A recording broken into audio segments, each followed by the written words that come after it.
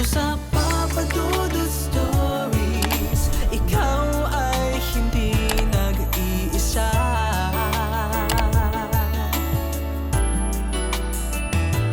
Dito sa Papa Dudut Stories, may nagmamahal sa'yo.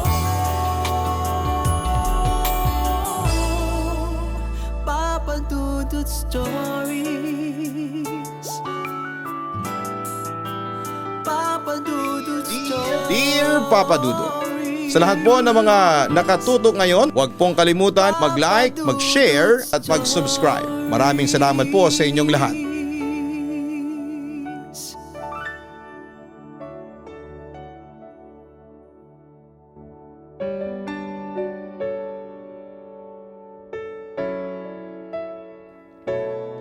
Minsan sa ating buhay ay may mga lihim tayong hindi natin ninanais na malaman ng iba, lalo pa nga at kung ito ay makakasira sa iyo o sa mga malalapit sa buhay mo.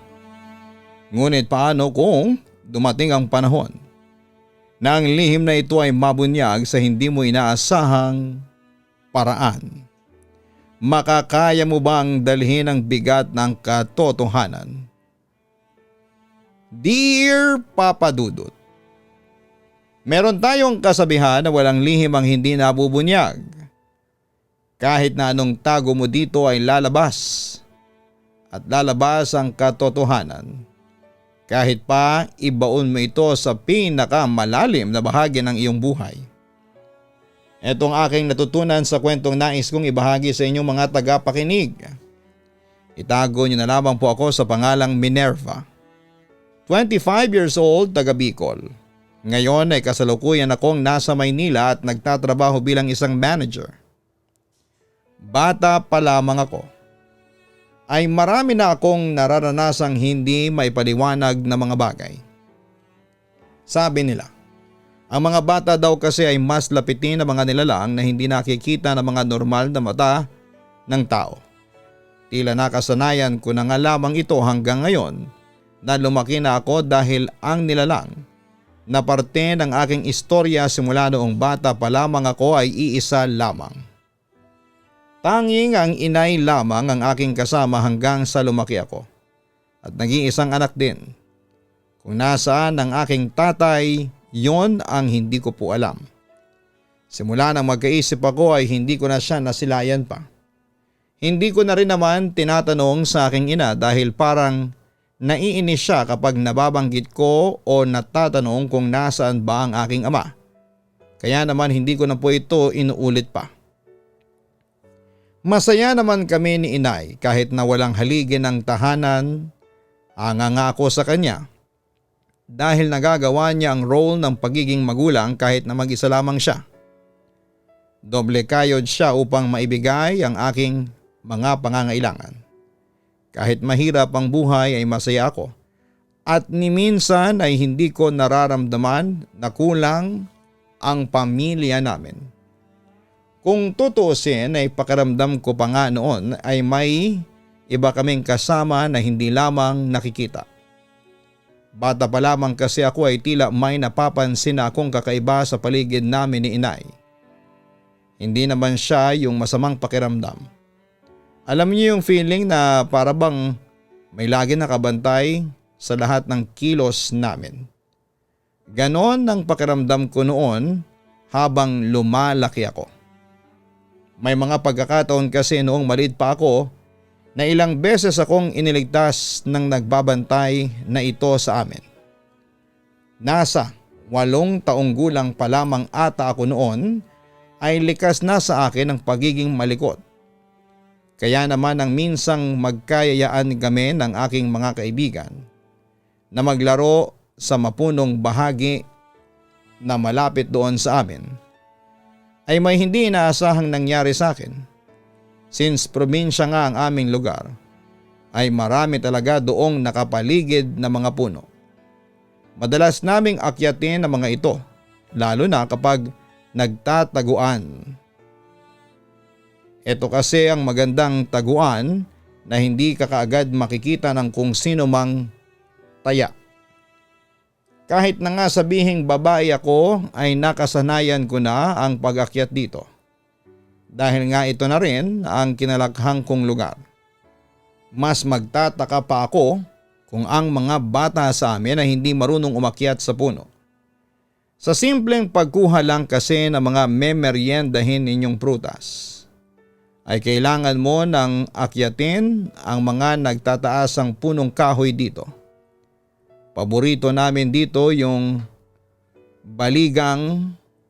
Kung hindi kayo pamilyar sa prutas na ito ay maaari po ninyong maikumpara sa duhat. Parang mas katulad kasi sila ng itsura at lasa. Kasalukuyan ako nagtatago noon sa puno ng baligang. Nang hindi sinasadya ay maapakan ko ang isang marupok na sanga nito. Parang nag-slow motion talaga ang galaw ko at maging ang mga nasa paligid ko ng mga oras na yon. Pero bago pa man ako bumagsak sa baba ay may naaninag akong isang translucent na nilalang na inaabot ang aking mga kamay. Nang maabot niya ito ay tila kinapit niya ito sa pinakamalapit na sanga na maaaring makapitan. Hindi ko po alam kung namamalik mata lamang ba ako ng mga panahong yon o ano, pero dahil sa ginawa niyang yon ay nakakapit ako sa sanga ng puno at hindi ako tuluyang lumagapak sa lupa. Kung natuluyan ang pagkakahulog ko ay siguradong bali ang buto ko dito, Papa Dudut. Agad namang tinawag ng mga kalaro ko si inay upang sabihin ang nangyari sa akin. Napagalitan pa nga ako dahil ilang beses na rin akong pinagsabihan noon ni inay na huwag aakyat ng puno dahil nga may mga marurupok na sanga doon dahil sa tagal na ng mga itong nakatayo sa lugar na yon. Humingi ako ng paumanhin sa kanya at sinabi ko na may nagligtas naman sa akin na mabait na tao doon sa puno. Nagtataka naman akong tinanong ni inay kung sino ang tinutukoy ko. Pero dahil hindi ko naman kilala ang aking tagapagligtas ng oras na yon, ay hindi ko siya masagot, Papa Dudut. Alam naman natin sa mga probinsya, kapag may paliwanag na bagay kang hindi nakikita, ay iniisip ng matatanda na baka naiingkanto ka o may naglalaro sa iyong kakaibang nilalang.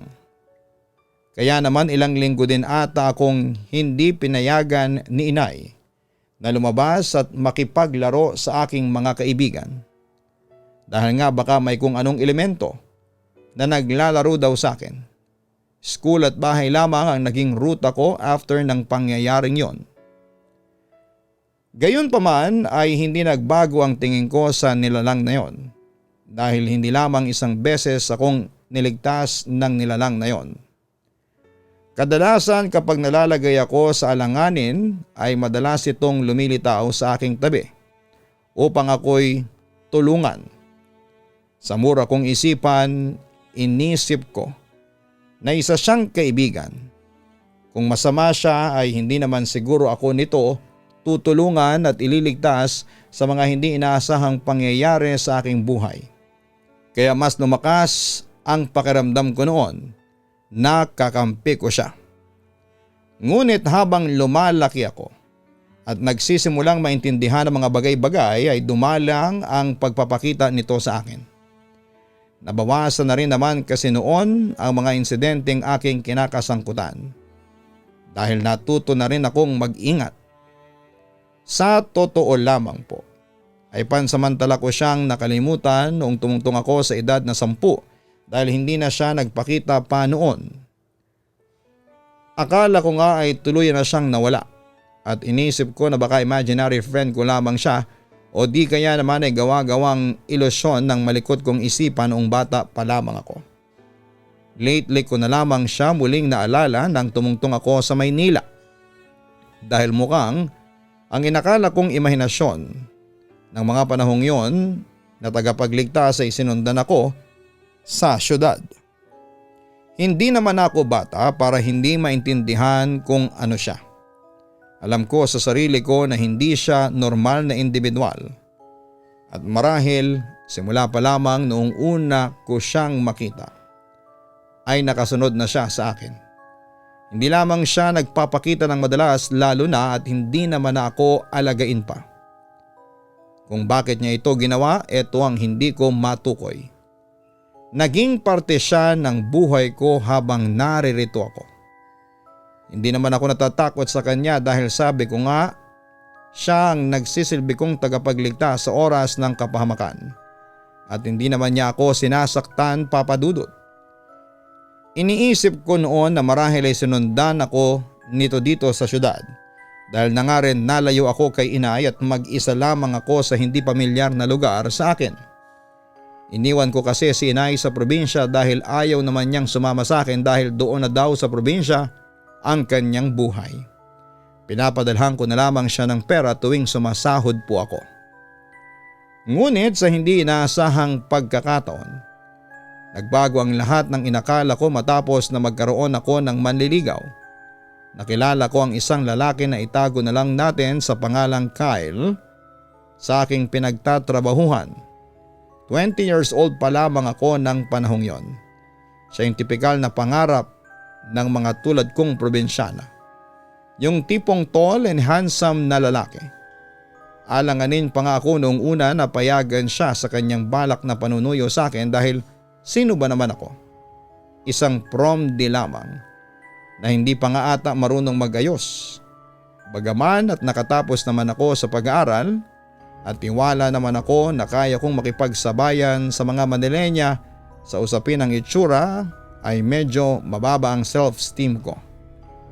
Pero kahit ganon ay pinatunayan sa akin ni Kyle na kahit na ganon ako ay willing siya na maghintay sa akin at suyuin ako hanggang sa makuha niya ang matamis kong oo. Kaya naman pinayagan ko na rin siya na manligaw at mas kinilala pa siya ng lubusan. Kung kami ni Kyle ay nagkakamabutihan, kabaliktaran naman ito ng nangyayari sa amin ng aking tagabantay na nilalang. Sa hindi malamang dahilan ay parang hindi nito gusto na umaaligid sa akin si Kyle.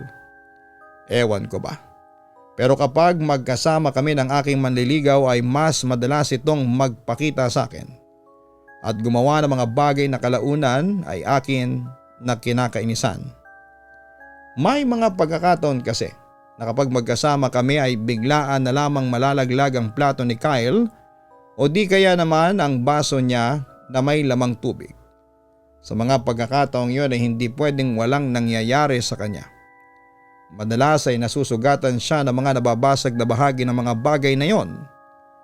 Ang dating hindi nananakit na nilalang na aking nakakasama ngayon ay tila naging bayolente na. Ang pinaka hindi ko nagustuhan na ginawa niya ay nang ilak niya si Kyle sa banyo nang minsan ay imbitahan ko ito sa aking tinutuluyang apartment. Nagalit sa akin noon ang aking manliligaw at for the first time ata ay nasigawan ako nito dahil sa pag-aakalang ako ang nagkulong sa kanya doon. Medyo natakot pa nga ako sa kanya dahil parang gusto niya akong saktan. Ngunit nagpigil din siya at pinili na lamang niyang umalis. Matapos makalis ni Kyle ay galit kong tinawag ang nilalang na akala ko ay nagbabantay sa akin. Kahit na hindi siya nagpakita ay hindi ito naging hadlang upang ilabas ko ang inis na aking nararamdaman. Napagsalitaan ko ito ng hindi maganda tulad na lamang ng hindi ko ito kailangan sa aking buhay, kaya huwag na sana siyang magpakita pa o sumunod sa akin dahil ginugulo lamang niya ako. Pagkasabi ko ng mga katagang yon ay bumalibag ang pintuan ng aking palikuran at nagbukas sarado ang mga cabinet ko. Tila sinasabi ng aking kasama na hindi nito nagustuhan ang aking sinabi at pinapaabot nito ang kanyang galit dahil sa mga binitawang salita ko. Marahil dahil sa emosyon na kanyang nararamdaman ay nagpakita siya sa akin ng malinaw at hindi na lamang tila aparisyon lamang. Dito ko napagtanto na isang babae pala ang sumunod sa akin mula pa noon. Maiksi ang kanyang buhok na medyo kulot at nakasuot siya ng bestidong puti. Galit na galit ang mga tingin nito sa akin. Sa isip-sip ko ay para itong si inay na nagagalit dahil hindi ko sinunod ang kanyang utos. Hindi ko naman ito pinansin dahil nga nagpupuyos din talaga ang aking damdamin ng mga panahong yon. Sa mga sumunod na araw ay patuloy ang pagpapakita nito sa akin na para bang may nais sabihin. Ngunit hindi ko talaga siya pinapansin at pinagtutuunan ng aking atensyon at nagpapanggap na hindi ko siya nakikita. Ilang araw din akong hindi pinansin ni Kyle marahil dahil inis pa rin ito sa akin dahil sa kanyang maling akala. Mas nakadagdag tuloy ito sa aking inis sa kaluluwang laging nakasunod sa akin. Kahit ganoon ay tila hindi ito nagpapatinag dahil patuloy ang pagpaparamdam niya. May mga pagkakataon na lumilitaw ito sa salamin ng banyo kaya naman ay sa bawat makita nitong pagkakataon na siyang nagdadala naman sa akin ng takot dahil nagugulat na lamang ako sa mga biglaan niyang pagpapakita. Hindi na nga ako halos makapagbanyo dahil naiisip ko na baka bigla na lamang siyang lumitaw doon. Wala naman siyang ginagawa, hindi naman siya nagsasalita, tahimik lamang siyang nakatingin sa akin sa lahat ng oras. At para bang nais lamang nitong ipaalala sa akin na naroon lamang siya at nakasunod at nakabantay sa lahat ng aking galaw. Todo ignore lang ako dahil ayokong sabihin na natatakot ako sa kanyang ginagawa. Nakasanayan ko na nga lang ang kanyang presensya. Kaya naman paglipas ng mga araw ay nawawala din ng gulat at kaba ko sa tuwing bigla siyang lumilitaw. Mahigit 1 linggo din yata ang lumipas bago ako muling pansinin ni Kyle. Natuwa naman ako nang lapitan niya ulit ako. Nang mga panahon kasi na hindi kami nag-uusap at nagpapansinan ay narealize ko na gusto ko talaga siya. Medyo pakipot lang ako dahil nga ayoko namang sabihin niya na easy to get akong babae. Saka gusto ko kasi ay medyo kilala ko na siya bago ko siya sagutin. Kahit naman gaano ako ka-attracted sa kanya, ay hindi ko naman nakakalimutan ang bilin ng aking inay na kilalanin mo ng maigi ang isang tao bago ka magtiwala dito. Ayaw ko na ring maulit pa ang mga naganap na panghihimasok ng kaluluwang nagbabantay sa akin. Kaya naman hindi ko na ulit dinala pa sa apartment ng aking tinutuluyan si Kyle. Madalas ay sa labas na lamang kami nagkikita at nagde-date. Kapag uuwi naman ako ay nakaabang na sa pintuan ng bantay kong yon na tila isang magulang na naghihintay sa kanyang anak. Habang nagtatagal na nakakasama ko siya ay hindi maalis sa aking isipan na parang may pamilyar sa akin sa kanyang muka. Hindi ko ma-pinpoint kung sino pero tila nakita ko na ito noon. Binubura ko din naman ang ideyang yon sa aking isipan dahil imposible naman na nakita o nakilala ko na siya. Bagaman at alam kong nasa paligid ko lamang ang kaluluwa na ito, ay hindi ko na siya pinansin pa. Kahit pa nga minsan ay nakakagulat na siya ang bubungad sa akin sa pagbukas ko ng pintuan ay itinuturing kong wala na siya. Kahit naman kasi hindi ako ang sinaktan o pinaglalaruan niya, ay hindi pa rin tama na manakit siya ng ibang tao na nasa paligid ko. Marahil sa hindi ko pagpansin sa kanya ay dinamdam niya ito. Kaya naman isang gabi habang nasa kahimbingan ako ng aking pagpapahinga, ay nagisingan ko na tila may umiiyak sa aking kwarto. Dahil na-curious ako kung saan nanggagaling ang ingay na yon ay napabangon ako sa aking pagkakahiga. Nakita ko ang aking bantay na kaluluwa na nakaupo sa upuan na nilagay ko sa tabi ng pintuan. Nakayuko ito at nakatakip ang mga kamay niya sa kanyang mukha. Rinig na rinig ko ang hagulhol niya. Ewan ko ba pero nang panahong yon ay tila may humihila sa akin na lapitan ng babaeng ito at i-comfort siya. Bumangon ako sa aking pagkakahiga at unti-unting lumapit sa kanya. Pinakikiramdaman ko pa kung may gagawin ba siyang kung ano habang papalapit ako. Kahit naman kasi sabihin kaluluwa na siya ay naging kasakasama at gabay ko siya sa aking pagtanda. Kaya imbes na matakot sa kanya ay tila naaawa ako dito.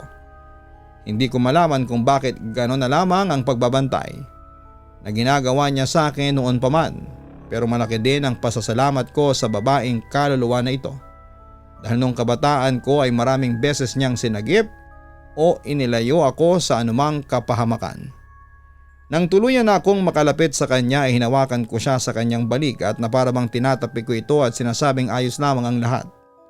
At hindi dapat siya malungkot sa anumang pinagdadaanan niya. Abala ako sa pag-aalo sa kanya nang bigla itong mag-angat ng tingin at galit na galit ang nangingitim na mga mata nito habang nakasimangot ang namumutlang mukha nito. Aalis na sana ako sa kanyang harapan dahil hindi ko gusto ang aura niya na mga oras na yon. Nang bigla na lamang niyang hawakan ang magkabilang braso ko at galit na sumigaw. Na napakatigas ng ulo mo. Hindi mo ako sinusunod. Dito na ako nakaramdam ng takot dahil halata sa kanya ang galit dahil sa sobrang higpit ng pagkakahawak niya sa akin. Ramdam ko ang pagbaon ng mga matutulis nitong kuko. Pinipilit kong alisin o paluwagin man lamang ang kanyang pagkakahawak. Ngunit tila wala itong balak na bitawan ako. Muli itong nagsalita at sinabi sa akin na kung hindi lang din naman daw ako susunod sa kanya, ay mas mabuting isama na lamang niya ako sa kung nasaan man siya naroroon. Sa sobrang kaba ko na baka totohanin niya ang kanyang sinabi, ay inipon ko talaga ang lahat ng aking lakas upang mabitawan niya ako. Nang makawala na ako sa kanyang pagkakakapit ay agad akong lumayo dito. Tumayo naman ito sa kanyang pagkakaupo at dahan-dahan na lumapit sa akin. Hindi ko naman malaman kung saan ako tutungo dahil tila nakulong ako sa loob ng kwarto at walang matatakbuhan upang makapagtago sa galit niyang mga titig. Inipon ko ang lahat ng lakas ng loob ko at mariin kong sinabi sa kanya na sana ay hindi ko na siya nakilala pa at kailanman ay hindi ko na siya gusto pang makita. Sinabihan ko din ang kaluluwang ito na kahit kailan ay hindi ko na siya kailangan pa upang bantayan ako dahil hindi ko gugustuhin na may nakasunod sa akin na isang katulad niya. Nakita ko kung paanong tila nasaktan ang nilalang na yon sa aking mga sinabi. Matagal muna ulit itong tumitig sa akin bago tuluyang naglaho sa aking paningin. Nakahinga naman ako ng maluwag nang makaalis na. Ang kaluluwang ito sa unang pagkakataon ay nasaktan niya ako at kinausap. Kinakabahan pa rin ako sa kanyang mga binitawang salita. Mukhang napuno na ito dahil sa pakikipaglapit ko kay Kyle. Hindi ko naman kasi maintindihan kung ano ang kinakagalit nito sa aking manliligaw. Gayong mabait naman yung tao. Sa katunayan nga niyan ay binabala ko na itong sagutin at humahanap lamang ako ng tamang tiyempo kung paano at kailan ko ito gagawin. Hindi ko naman na muling naramdaman pa ang babaeng kaluluwa na yon matapos ang aming pagtatalo. Medyo pabor naman ito sa akin dahil hindi ko na siya kailangan pang isipin. Ngayong nakapag-decide na ako na bigyan ng pagkakataon si Kyle. Kaya naman sinamantala ko na ito at ako na mismo ang nagyaya sa aking manliligaw ng isang romantic dinner upang dito ibigay sa kanya ang aking kasagutan. Agad naman itong pumayag at eto pa ang nagset ng lugar kung saan kami magkikita. Nang dumating ang araw ng aking pinakahihintay ay sobrang excited talaga ako. Pinili ko pa noon ang pinakamaganda kong kasuotan at nagpractice pa ng aking mga sasabihin sa kanya. Mga bandang 6:00 siguro yon ng gabi nang sunduin na ako ni Kyle sa aking apartment. Hindi ako mapakali noon dahil parang may nararamdaman akong kakaiba ng gabing yon.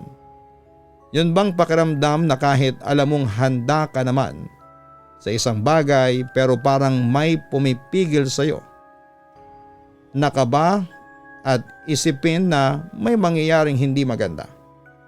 Pero dahil nga sabik akong ibigay ang aking matamis na oo ay binaliwala ko ang nararamdaman kong yon at pinagpalagay na baka dala lamang ito ng aking katuwaan at kasabikan dahil sa wakas ay magiging opisyal na ang relasyon namin ng aking manliligaw.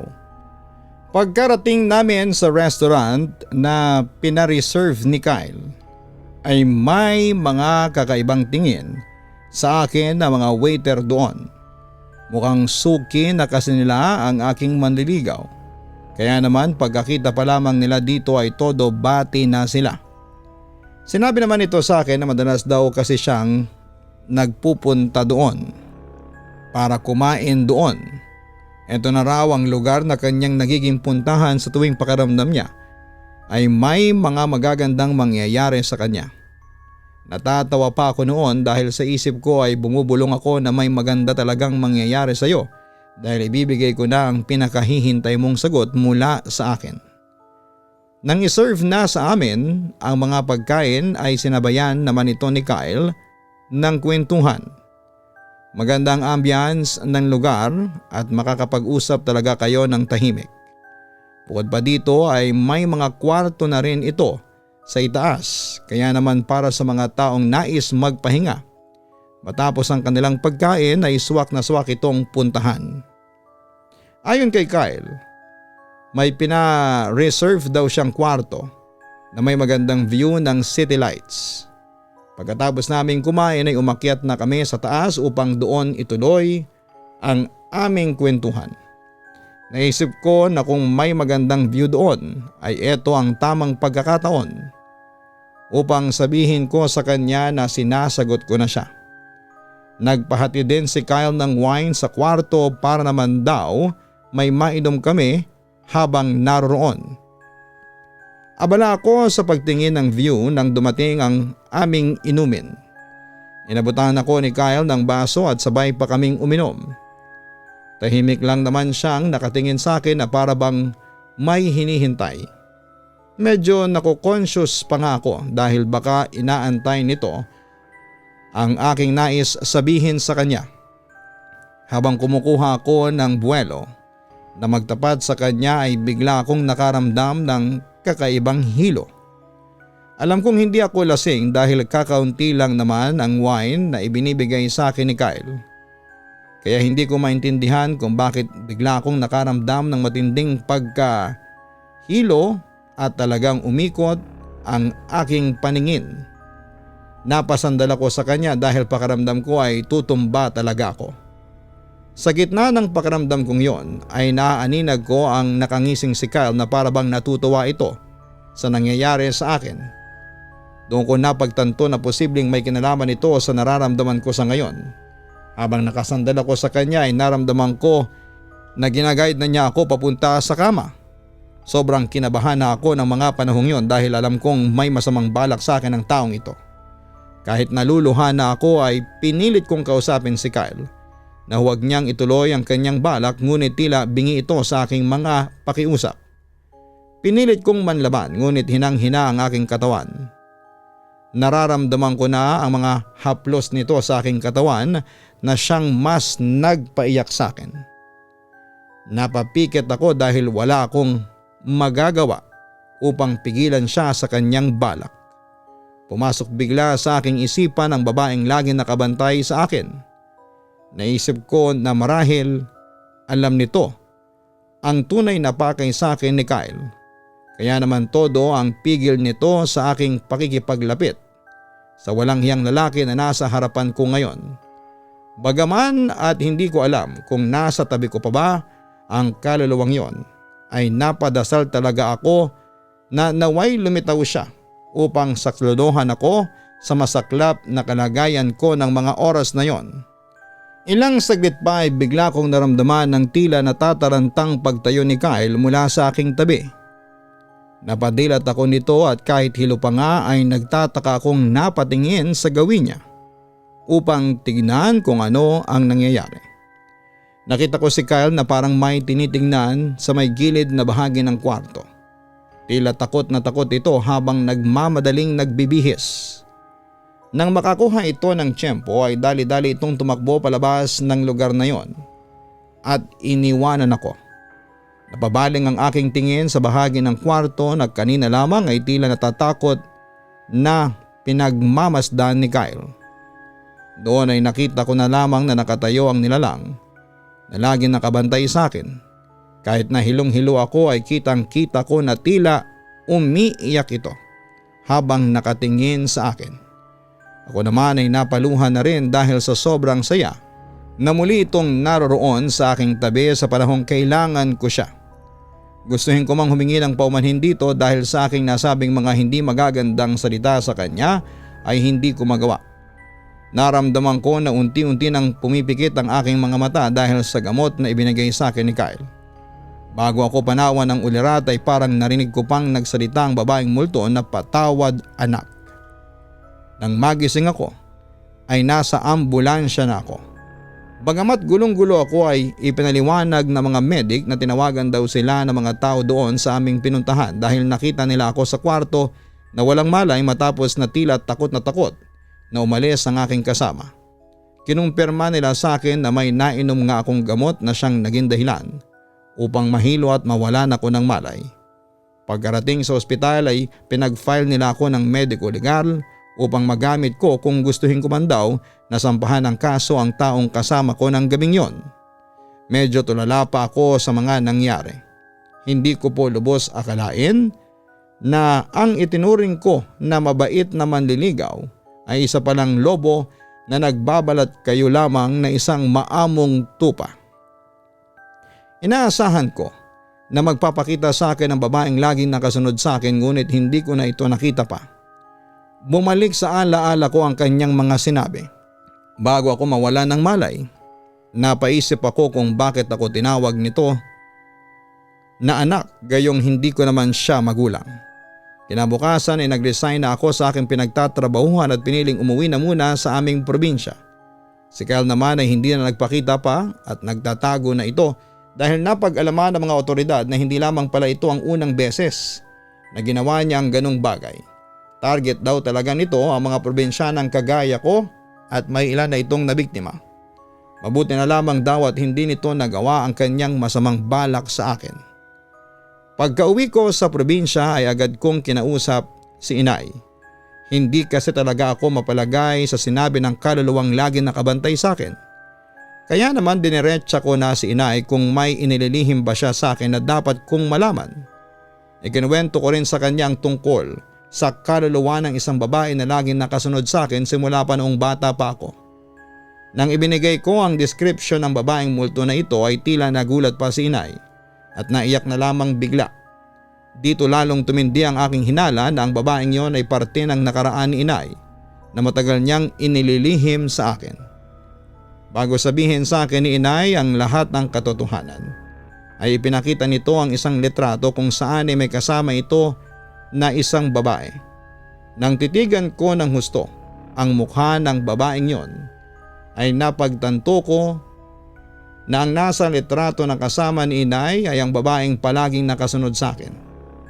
Tila nanlumo ako nang sabihin ni inay na hindi niya ako tunay na anak at kinupkop lamang niya ako dahil wala rin naman siyang asawa at anak. Ang tunay ko daw ina ay babae sa larawan na napag-alaman ko na nakababata niyang kapatid. Ayon sa kwento ni inay, umibig daw ang kanyang kapatid sa isang turista na napadpad sa aming probinsya. Nadala daw ito sa matatamis na salita ng lalaking yon at kalaunan nga ay ibinigay ang lahat-lahat dito. Ngunit nang magdalang tao ang kanyang kapatid ay parang mulang naglaho ang lalaking nakabuntis dito. Sobrang na-depress daw ito ngunit tinuloy niya ang kanyang pagbubuntis. Araw-araw daw na umaasa ang aking tunay na ina na babalikan siya ng lalaking kanyang inibig. Ngunit hanggang sa huling hininga ng aking ina ay hindi na ito nagpakita pang muli. Kasabay daw ng pagkawala ng aking tunay na ina ay ang pagsilang ko naman sa mundo. Hindi daw kinaya ng katawan ng kapatid ni inay ang panganganak dala na rin ng huminang pangangatawan nito. Kaya naman nang ipanganak ako ay si inay naman ang siyang tumayong magulang ko. Matapos ang kwentong yon ni inay ay parehas kaming lumuluha. Kaya naman pala ganon na lamang ang pagbabantay nito sa akin. Siya pala ang tunay kong magulang. Bagamat hindi ko man siya nasilayan. Sa puso ko ay alam ko na ginampanan nito hanggang sa huli ang kanyang pagiging isang ina sa akin. Marahil ay nakita din ito ang kanyang sarili sa akin kaya naman prinoteksyonan ako nito mula kay Kyle. Ayaw nitong matulad ako sa kanya. Dinala naman ako ni inay sa puntod ng aking tunay na ina. Doon ay nagpasalamat ako sa kanya at nangako na mag-iingat na palagi at iiwasan na muling magkamali tulad ng aking nagawa noong una. Nais ko rin naman kasi na tuluyan na siyang makapagpahinga. Kaya naman ipinangako ko sa kanya at sa aking sarili na simula sa araw na yon ay mamumuhay ako ng masaya tulad ng nais niya. Nang matapos ang aking pagdarasal ay naramdaman ko ang malamig na dampi ng hangin sa aking pisngi. Tila ba may humalik dito at alam ko kung sino yon. Masaya akong umalis sa lugar na yon dahil alam kong sa wakas ay matatahimik na ang kaluluwa ng aking tunay na ina. Nang magbalik ako sa Maynila ay humanap na lamang muli ako ng ibang mapapasukan. Hindi ko na rin po nakita pang muli ang kaluluwa ng aking ina na siya namang ipinagpapasalamat ko. Hindi dahil sa natakot ako kundi dahil sa masaya ako na sa wakas ay nakuha na niya ang katahimikan na nararapat sa isang dakilang ina na hanggang sa huli ay ginabayan sa tamang landas ang kanyang naulilang anak. Dito ko na po tatapusin ang aking liham, Papa Dudut. Maraming salamat po sa inyong oras na inilaan upang mapakinggan ang aking kwento. Alam ko po na hindi ito katulad ng ibang kwento na madalas na napapakinggan ng inyong mga tagapakinig. Ngunit nais ko lamang po talagang ibahagi sa inyo ang istorya ng aking yumaong ina. Kaya naman naisipan ko pong sumulat sa inyo. Maraming salamat pong muli and more power sa inyong programa online. Lubos na gumagalang, Minerva. Tulad nga ng kasabihan, may pagkakataon na hindi ka dapat sa mga yumaong tao maging mapagmatsyag. Dahil minsan ay kung sino pa yung mga nakakasalumuhan nating buhay na nilalang ang siyang dapat nating pangilagan. Ang kwento ni Minerva ay patunay lamang na hindi talaga sa lahat ng oras ang mga kaluluwang ating nakakasalumuha ay nais tayong ipahamak o gawa ng masama. Minsan ay sila ang mga individual na nagnanais lamang na may ipabatid sa atin o di kaya naman tayo ay protektahan. Suportahan ang Kaistorya YouTube channel para sa ibang horror stories na ating pong ina-upload na rated by Jason Steele. And manood din po at manalo sa ating Papa Dudut Family YouTube channel. Ngayon, para mahanap niyo po ito ay makikita po yan sa suggested mga YouTube channel sa homepage ng channel na ito. Maraming salamat po.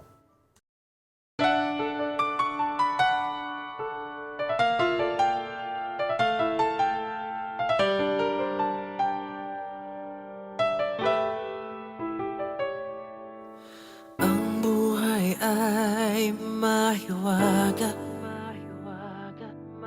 laging may lungkot at saya.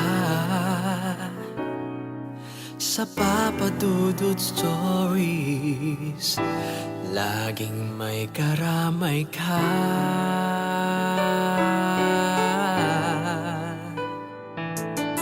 Mga problemang kaibigan, dito ay pakikinggan ka.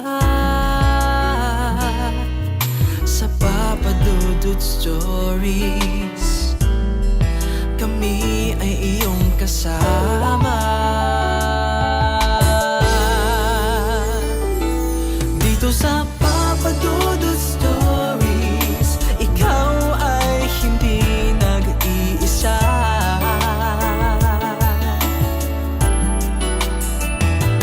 Dito sa Papa Dudut Stories, may nagmamahal sa'yo. Papa Dudut Stories, Papa Dudut Stories,